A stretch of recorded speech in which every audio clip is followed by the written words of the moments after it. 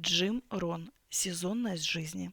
Эта книга представляет собой философский взгляд на те простые нити, которые связывают законы природы с человеком.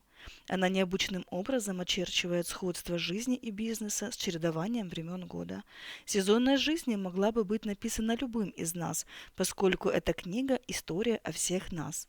Богатый ли, бедный, молодой или старый, образованный или не очень. Все мы в итоге образуем сумму всех коснувшихся нас людей и событий, начиная с первого появления в этом мире. Всякая мысль, которую мы обдумывали, повлияла на то, что мы представляем собой теперь. Всякий просмотренный нами фильм имел свое влияние. Всякая книга, журнал или ТВ-передача имела свое влияние. Всякое разочарование, триумф, сомнение, мечта и любовь к кому-то – все это оказало свое влияние.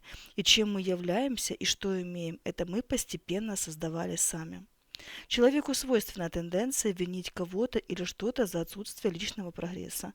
В своих трудностях мы обвиняем правительство, конкурентов, инфляцию, сроки необходимых платежей, даже транспорт и погоду. Те люди и события, которые оставили след, благоприятны или нет, остаются позади. То, что уже случилось, пусть даже совсем недавно, вчера, становится совершенно несущественным, если только мы сами не выбираем обратное. Что является очень важным, так это то, кто и что оставляет след сегодня и так каждый день. Чем бы мы были установленный неизменный факт, чем мы еще можем стать, это неограниченная беспредельная возможность. Поэтому не позволяйте, чтобы ваше осознание своих прошлых трудностей или неудач враждебно воздействовало на ваши нынешние и будущие возможности. Величайшая ценность прошлого состоит в том, сколь разумно мы сумеем инвестировать его в будущее. Пусть прошлое станет слугой для построения будущего и более приятного, и более доходного. Тот, кто серьезно полагает, что он заслуживает и когда-то достигнет финансовой независимости, пусть выбросит из своей жизни зеркало заднего вида и сосредоточится на том, что находится впереди. Пусть он начнет искать свои успехи, составив точный перечень людей и обстоятельств, затрагивающих его жизнь сегодня, ибо это их влияние будет определять то, что находится впереди, величину следующего урожая, который будет следующей осенью. Есть такие люди, которые будут смеяться над теми, кто читает полезные книги. А ведь почти нет разницы между тем, кто читать не умеет, и тем, кто не хочет. В обоих случаях результат невежества. Есть такие, которые неодобрительно посмотрят на тех, кто ставит амбициозные цели. Но ведь без цели не может быть никаких достижений. А без достижений жизнь будет такой, как была. Есть такие, которые станут плакать и отговаривать тех, кто удаляется в поисках лучшей жизни. Но мы же должны иногда уходить от тех, чье влияние ограничивает нас, несмотря ни на что. Есть такие, которые возненавидят тех, кто достигнет лучшей жизни. Правда, в бедности мало счастья, как и мало любви между теми, кто вынужден терпеть нужду. Трапеза в одиночестве лучше, чем путаться с теми, чьи разговоры негативны. Лучше отменить встречу, чем встречаться с теми, кто просто будет тратить наше время. Приливы наступают и затем отступают. Солнце восходит, давая свет, затем садится, принося темноту. Засуха досаждает сельским угодьям по всему миру. За ней следует обильный дождь.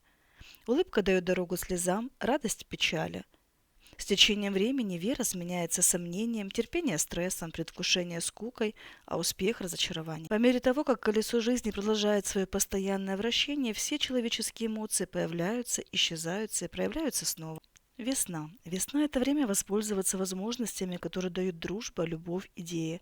Это сезон для того, чтобы выйти с семенами, знаниями, обязательствами и определенными усилиями на плодородные поля жизни.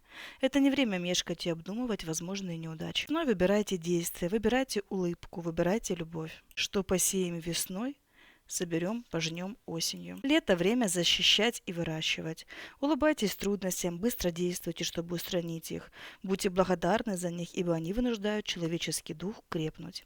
Осень – это время собирать урожай плодов нашего весеннего труда. Пустой счет в банке – это знак неэффективности прошлых усилий, это знак упущенных возможностей, знак лени, многих отсрочек.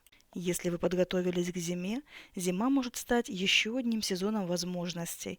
Может быть временем для чтения и планирования, временем для больших удовольствий, временем, которое нужно разделить с теми, кого любим, и с теми, с кем мы работали. Зима – это время быть благодарным за то, что мы имеем, так и за то, что еще можем достигнуть. Это время наслаждаться плодами своих трудов, это время для задушевных бесед, это время получать признание. Зима – это время проверки, размышления и самоанализа. Это время переоценки целей и методов. Зима – это время быть искренним самим собой.